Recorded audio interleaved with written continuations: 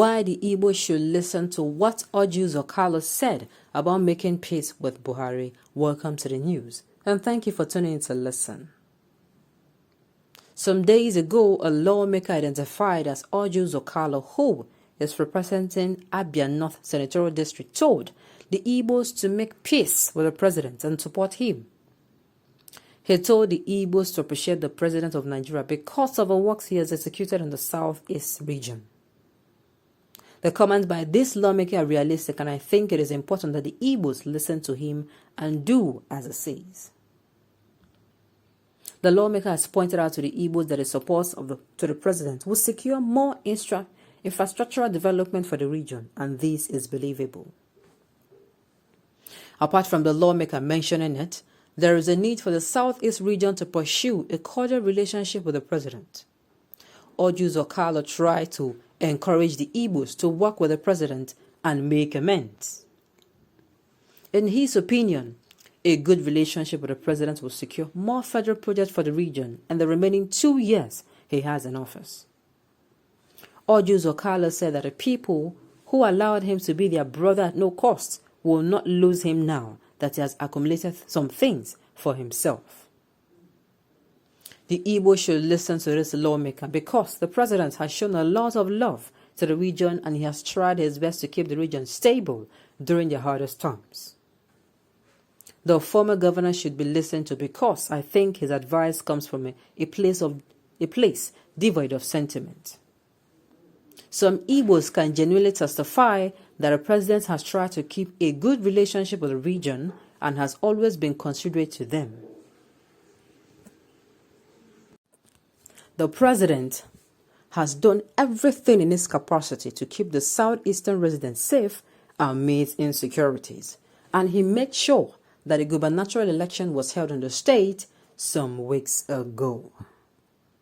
Okay, imagine this coming from someone saying that they have done enough for the southeast, that they do something, the works, please, the only works I can see, and the one that is clearly written, and the one that appeared in the news some hours ago, about the military men coming to a place called Awamama in Imo State and burning people's means of livelihood and houses. That is the latest development. So tell me, in the midst of this news, where is the good news? Where exactly is the good news? Months ago, I think about 2 months ago, in Izombe community in the same Imo State, there was a clash. Will I say it's a clash? A certain youth who was unarmed, who posed no threat. He posed no threat, was killed in that particular region. And do you know what happened? He was killed. And when it happened, the people in that particular region, do you know what the youths did? The youths, they acted very rationally. They attacked the group of soldiers. I think there were 2 soldiers that were there. They lynched them and they burnt their vehicle. That is very, very irrational. Nobody will support that, but they did it out of anger. This boy did not do anything to you. How do you just kill him just like that? While they were still, I'm sure people would have been screaming. Of course, it is not everyone that is going to support evil. Do you know what now happened? Hours later, soldiers came. Their commander was leading them, telling them, kill anyone you see.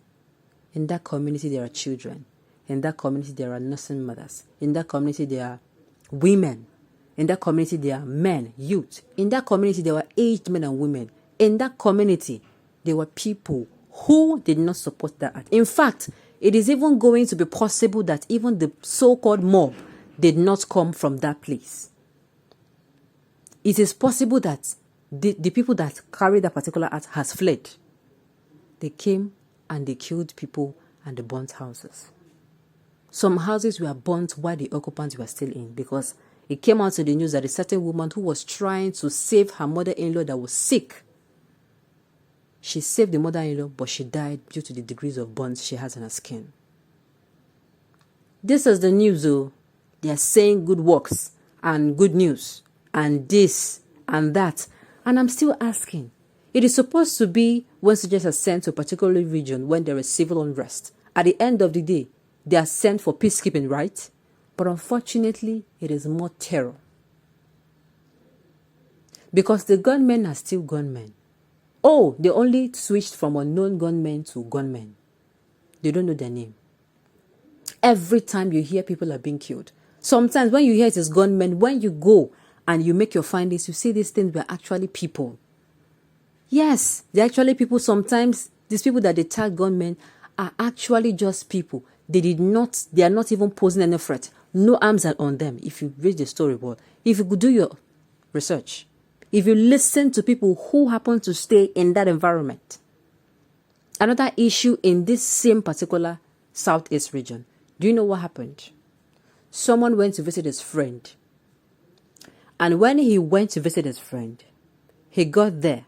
As they were discussing a police, I don't even know if it is a police, I don't think it's a police van, but they said this vehicle had marksmen. They were uniformed men, meaning they were people who wear almost the same clothes.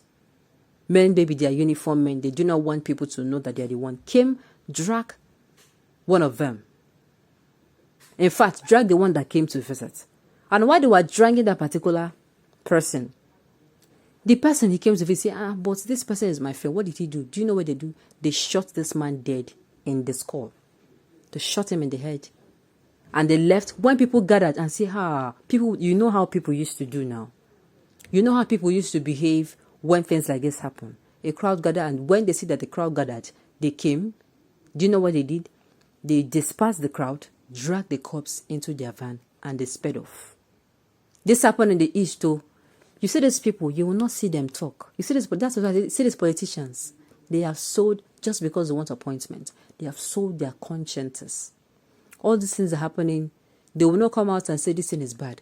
Even that particular incident where, even now, the one that happened hours ago, you will not hear anybody come out. You will not hear any politician come out that this thing these people did was wrong.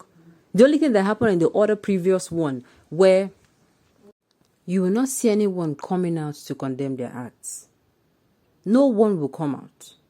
Even when the one that happened in Zombi community, the only thing I read in the news was the sitting governor now went to the same community and said it was moved to tears. He never said which officers, which soldiers did this to this community.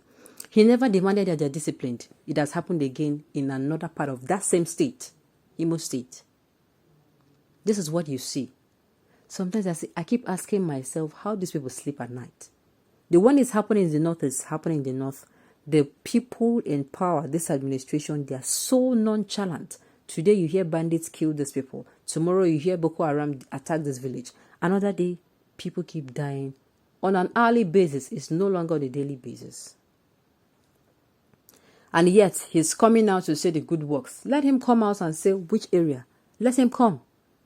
That they should secure whatever. They are the same people. You see these people?